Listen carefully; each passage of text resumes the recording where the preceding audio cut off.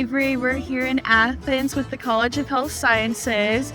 I'm studying speech pathology, and right now we're at the highest point in Athens. And I love it!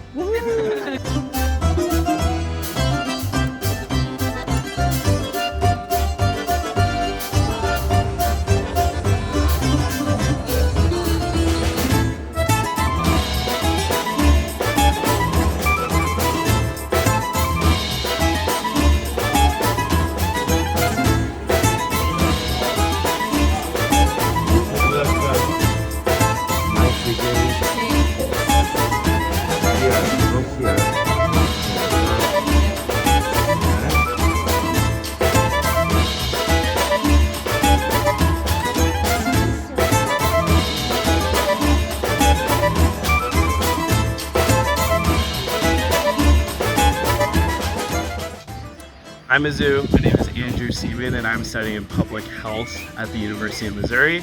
And the feeling of Greece is beautiful. Weather has been amazing. We have the monasteries right behind us, and this is a once-in-a-lifetime, opportunity to see anything like this.